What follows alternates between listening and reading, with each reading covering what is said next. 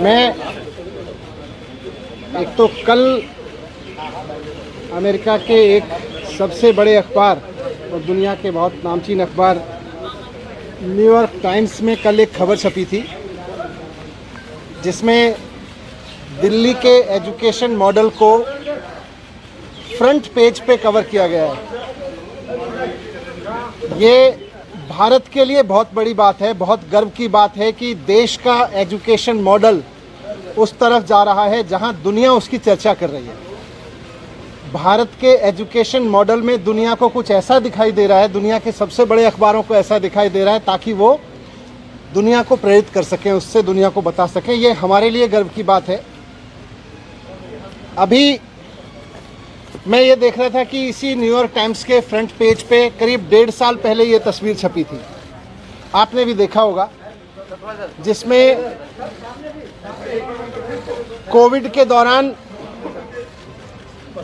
नदी के किनारे जलती हुई लाखों लाशों की तस्वीरें छपी थीं।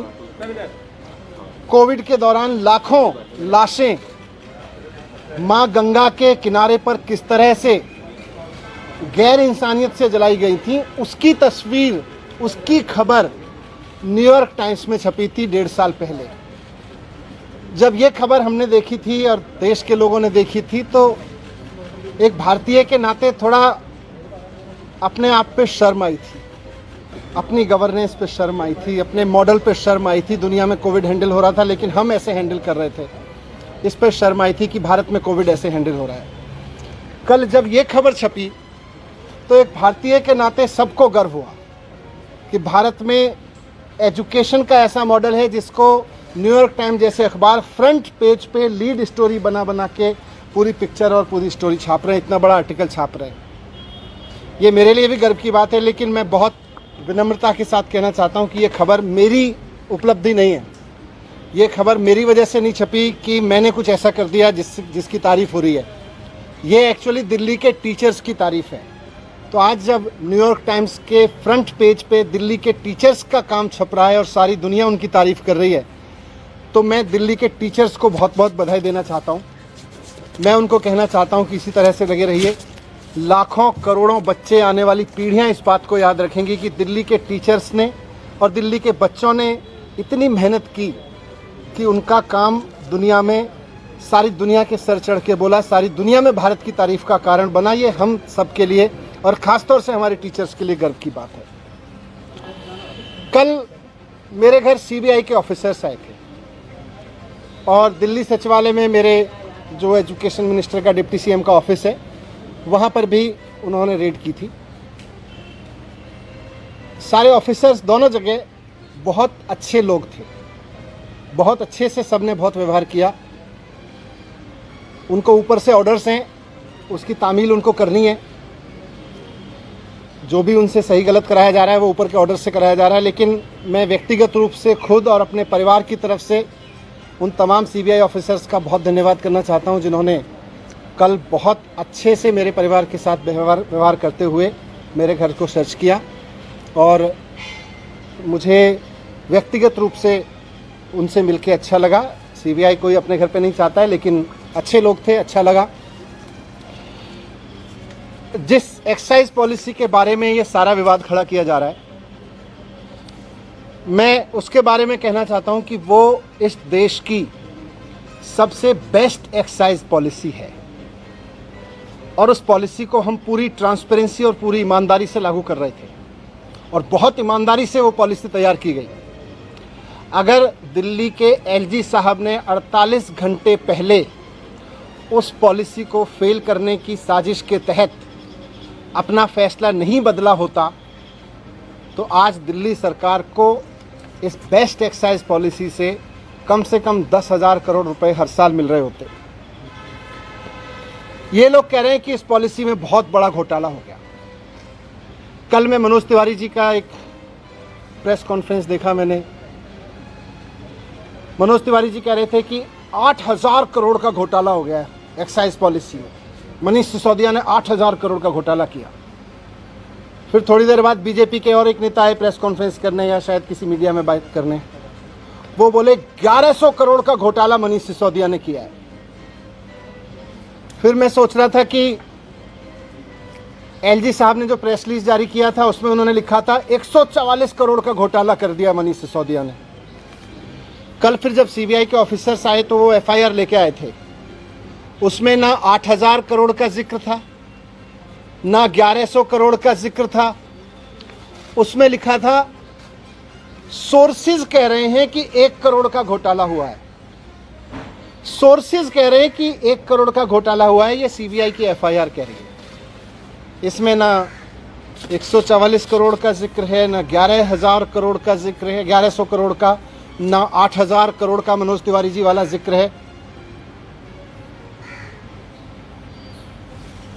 मैं कह रहा हूं कि ये सब बकवास है, ये सब बकवास कर रहे हैं।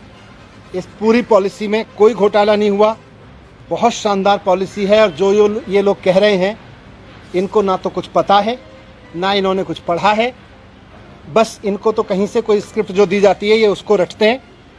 मैं आज आपको बताता हूं कि इस पूरे शोर शराबे के पीछे असली कहानी क्या है, इसका सच क्या है। सच ये है कि मुद्दा शराब का घोटाला है ही नहीं। इनको शराब के किसी घोटाले की चिंता नहीं है, इनको घोटाले की चिंता नहीं है। अगर इनको शराब के घोटाले की चिंता होती तो गुजरात में हर साल 10,000 करोड़ रुपए की एक्साइज चोरी होती है।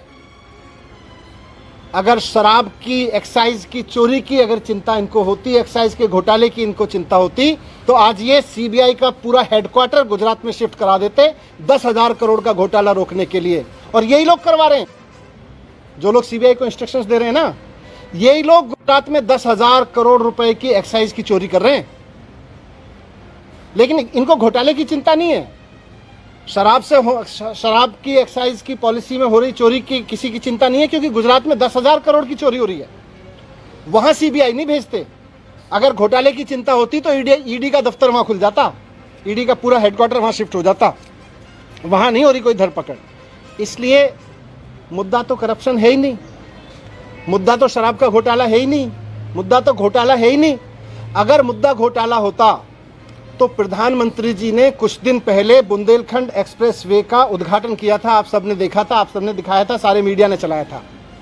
और सारे मीडिया ने देश के बहुत शोर से बताया कि प्रधानमंत्री जी ने जिस हाईवे का, एक्सप्रेसवे का उद्घाटन किया था, 5 दिन के अंदर अंदर वो पूरी तरह से धंस गया।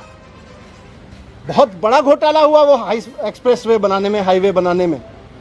अगर मुद्दा करप्शन होता तो आज सीबीआई और ईडी प्रधानमंत्री द्वारा उद्घाटित किए गए उस महामार्ग के घोटालेबाजों को पकड़ रही होती, उनके घर रेड कर रही होती, जिन्होंने इतना बड़ा घोटाला कर दिया कि प्रधानमंत्री जी ने जिस एक्सप्रेसवे का उद्घाटन किया 5 दिन में धंस गया। वो है घोटाला। लेकिन जैसा मैं कह रहा हूं, मुद्दा घोटाला है ही नहीं। शराब या एक्साइज की चोरी इनकी परेशानी है ही नहीं। इनकी परेशानी है अरविंद केजरीवाल। इनकी परेशानी है कि अरविंद केजरीवाल जिस तरह से अब पूरे देश में एक काम करने वाले ईमानदार नेता के रूप में पहचान बनाते जा रहे हैं और पूरे देश के लोग अब उनको पसंद करने लगे हैं, इनकी परेशानी ये है। और पंजाब के बाद तो पूरे देश में अरविंद केजरीवाल जी को एक राष्ट्रीय विकल्प के रूप में देखा जाने लगा है। इनकी परेशानी ये है। ये जो पूरी कार्रवाई मेरे खिलाफ हो रही है, ये जो पूरी कार्रवाई मेरे दफ्तर में हो रही है, मेरे घर में रेड डाली जा रही है, ये हो ही इसलिए रही है कि अरविंद केजरीवाल जी को रोकना चाहते हैं। ये अरविंद केजरीवाल जी को रोकने की जो साजिश रची जा रही है उसी स्क्रिप्ट का हिस्सा है। आप सब जानते हैं, देश जानता है कि अरविंद केजरीवाल जी की सबसे बड़ी ताकत है कि वो एक बहुत कट्टर ईमानदार नेता है। अरविंद केजरीवाल जी की दूसरी सबसे बड़ी ताकत है कि उनको काम करना और काम करवाना आता है। उनको दिल्ली का एजुकेशन ठीक करके उन्होंने दिखा दिया कि एजुकेशन कैसे ठीक होता है। उन्होंने हेल्थ ठीक करके दिखा दिया कि हेल्थ सिस्टम कैसे ठीक होता है। आज दुनिया भर में मैंने दिखाया आपको, आज अरविंद केजरीवाल जी की वजह से दुनिया भर में भारत का नाम रोशन हो रहा है। इसलिए आज ये इत्तेफाक नहीं है कि हेल्थ और एजुकेशन पर दुनिया भर में भारत का नाम रोशन करने वाले अरविंद केजरीवाल जी के हेल्थ मिनिस्टर के यहाँ छापे डाले जा रहे हैं, उनको जेल में डाला जा रहा है। उनके एजुकेशन मिनिस्टर के यहाँ छापे डाले जा रहे हैं, उनको मुझे जेल में डालने की तैयारी की जा रही है। मेरी गलती ये थोड़ी ना है, वो भी जानते हैं कि कोई भ्रष्टाचार नहीं हुआ। इनको पता है कि कोई भ्रष्टाचार नहीं हुआ, इसीलिए उलझुल बके जाते हैं। इनको मैंने भ्रष्टाचार नहीं किया, मैंने सिर्फ इतना किया है कि अरविंद केजरीवाल जी का एजुकेशन मिनिस्टर हूं मैं, इसलिए ये कर रहे हैं, इसलिए ये साजिश रची जा रही है। इन्होंने पहले अरविंद केजरीवाल जी के हेल्थ मिनिस्टर को गिरफ्तार किया, फिर कल मेरे यहाँ रेड डाल दी, अब 2-4 दिन में मुझको भी गिरफ्तार कर लेंगे। तो हेल्थ और एजुकेशन मॉडल जो है अरविंद केजरीवाल जी का, इनका मकसद है कि उसको रोका जाए। मैं कहना चाहता हूं कि देश के प्रधानमंत्री नरेंद्र मोदी जी को पूरे देश ने इतना बड़ा जनमत दिया है, ये शोभा नहीं देता प्रधानमंत्री जी को, नरेंद्र मोदी जी को ये शोभा नहीं देता कि वो इस तरह की छोटी छोटी सोच रखते हैं कि कोई आदमी काम करे तो उसके हेल्थ के काम को रोक लो, एजुकेशन मिनिस्टर को जेल में डालो, हेल्थ मिनिस्टर को जेल में डालो, क्योंकि वो अच्छा काम कर रहे हैं, क्योंकि सारी दुनिया में तारीफ हो रही है। अरविंद केजरीवाल जी में और नरेंद्र मोदी जी में मैं आज रखना चाहता हूं आपके सामने कि अरविंद केजरीवाल जी और नरेंद्र मोदी जी में यही फर्क है। केजरीवाल जी को अगर कोई अच्छा काम करते हुए दिखता है तो केजरीवाल जी उसकी प्रशंसा करते हैं, उससे प्रेरणा लेते हैं, उसकी तारीफ करके उसका हौसला बढ़ाते हैं और खुद उससे सीख के खुद करना चाहते हैं। मोदी जी का रुख यह है कि उनको अगर कोई अच्छा काम करता हुआ दिखता है तो वो उसके काम को रोकना चाहते हैं, उसके काम को साजिश के तहत रोक के उसके लोगों को और उसको सीबीआई और ईडी का डर दिखा के उसको रोकना चाहते हैं। 2 दिन पहले अरविंद केजरीवाल जी ने make in India campaign launch किया। देश को नंबर 1 बनाना है, शिक्षा के जरिए, स्वास्थ्य के जरिए, रोजगार के जरिए। इस पे तो सारे देश को गर्व है, इस पे मोदी जी को भी गर्व होना चाहिए कि हमारे देश का एक मुख्यमंत्री make India number 1 campaign launch कर रहे हैं, हेल्थ और एजुकेशन के जरिए एक देश का विकास करने का विजन लेके चल रहे हैं। मोदी जी के तो इनको सपोर्ट करना चाहिए था। लेकिन जिस दिन अरविंद केजरीवाल जी ने मेक इंडिया नंबर 1 कैंपेन जारी किया, उसके 2 दिन के अंदर अंदर मोदी जी ने केजरीवाल जी के एजुकेशन मिनिस्टर के यहाँ पे सीबीआई की रेड करवा दी। केजरीवाल जी गरीबों के लिए, आम मिडिल क्लास आम आदमी के लिए काम करते हैं, उसके लिए सोचते हैं। मोदी जी केवल और केवल अपने कुछ करोड़पति अरबपति लोगों के लिए, अपने कुछ अरबपति दोस्तों के लिए सोचते हैं, उनके लिए काम करते हैं। केजरीवाल जी 24 घंटे देश के लिए सोचते हैं कि कैसे देश को आगे बढ़ाया जाए, कैसे सारे बच्चों को अच्छी शिक्षा दी जाए, कैसे किसी गरीब से गरीब आदमी का इलाज करवा दिया जाए।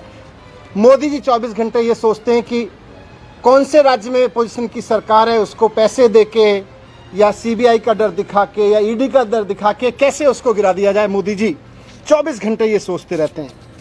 जिस तरह से इन्होंने पिछले दिनों में पैसे के दम पे, ईडी के दम पे, सीबीआई के दम पे कई सरकारें गिराई हैं, आप सबने भी रिपोर्ट किया है। महाराष्ट्र में, गोवा में, तमाम बिहार में भी किया था इन्होंने, कर्नाटक में किया, मध्य प्रदेश में किया।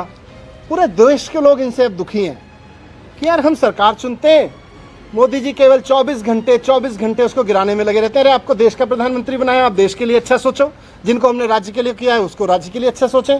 मोदी जी केवल सीबीआई, ईडी, पैसा सब लगा के, साम दाम दंड भेद लगा के केवल सरकारें गिराने का 24 घंटे सपना देखते हैं। उसके अलावा मोदी जी को कोई सपना ही नहीं आता आजकल।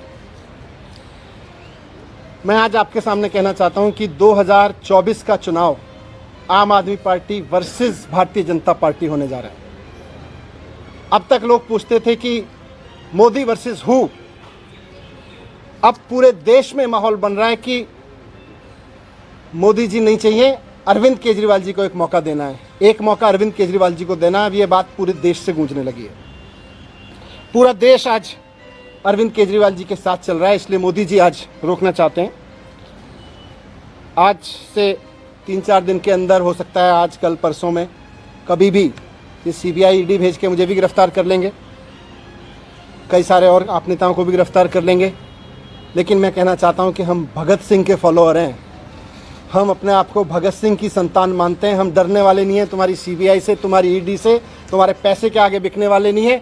हमको नहीं तोड़ पाओगे तुम, हमको नहीं झुका पाओगे। आज मैं कह रहा हूँ, हम देश के लिए जान भी कुर्बान करेंगे, हम देश के लिए जेल भी जाएंगे, लेकिन लाखों बच्चों का भविष्य संवारना बंद नहीं करेंगे, करोड़ों लोगों के इलाज के लिए काम कराना बंद नहीं करेंगे। आज हमारे साथ अरविंद केजरीवाल जी के साथ लाखों बच्चों की दुआएं हैं, करोड़ों लोगों की दुआएं हैं, करोड़ों पेरेंट्स की दुआएं हैं। हम आपसे डरने वाले नहीं हैं। अगला चुनाव तो अब मोदी वर्सेस अरविंद केजरीवाल होकर रहेगा। धन्यवाद। मनीष जी, जब आप ये बात कर रहे हैं तो सवाल ये उठते हैं कि रेड जो हुई वो एक्साइज पॉलिसी को लेकर हुई और आप एजुकेशन और हेल्थ पे चले जाते हैं। ये नहीं बता रहे हैं कि आपने जो पॉलिसी में लास्ट में बंद करके पुरानी पॉलिसी को शुरू किया, उससे आपको अगर फायदा था तो आपने बदली क्यों?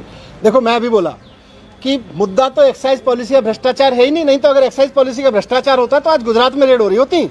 हुज ट्रेजेडी हो गई गुजरात में। कौन कर रहा है? वहां पे सीबीआई रेड नहीं कर रहे, वहां पे ईडी रेड नहीं कर रही, यहाँ पे हो रही है ईडी सीबीआई रेड। मुझे जेल भेजेंगे, उन लोगों को जेल भेजते। इनके ही तो लोग हैं वो करा रहे हैं, 10,000 करोड़ की चोरी कर ले रहे हैं, लोग मरवा रहे हैं।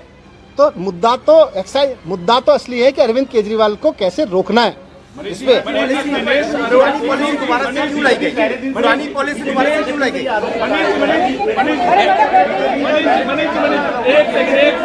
बीजेपी पहले दिन से ये आरोप लगा रही है कि 144 करोड़ रुपए जो हैं किसानों के रिफंड किए गए और ये चीफ सेक्रेटरी की रिपोर्ट में भी ये वाली बात है जिसके मैं ये कह रहा हूँ, ये सीबीआई की एफआईआर है। इसमें मनोज तिवारी के 8,000 करोड़ का घोटाला कहाँ है? इसमें बीजेपी के नेताओं के 1100 करोड़ वाला घोटाला कहाँ है जो कह रहे हैं? इसमें वो 140 करोड़ का घोटाला कहाँ है? बताएं। इसमें लिखा है कि सोर्सेज कह रहे हैं कि 1 करोड़ का घोटाला हुआ है। सीबीआई की एफआईआर में ये कहा है कि पब्लिक सर्वेंट ने इनसे पॉलिसी को बुलाते हैं अंडू फेवर किया है मिडलमैन और उनको इसमें समीर महेंद्रू है, उसने जो एक पैसा ट्रांसफर किया 1 करोड़ रुपए, वो दिनेश अरोड़ा की आम आदमी पार्टी के लीडर का बड़ा करीबी है। तो क्या संबंध है? अरोड़ा को जानते हैं? क्या ये क्या है? मैं तो कह रहा हूं, अगर मुद्दा घोटाला होता तो आज सीबीआई बड़े बड़े जो किंग पिंस 10,000 करोड़ का घोटाला कर रहे हैं उनके यहाँ बैठे होते। मेरे यहाँ किसी के यहाँ बैठे हैं, उनको भी पता है कि घोटाला नहीं है, बैठे हैं, ठीक है, थैंक यू।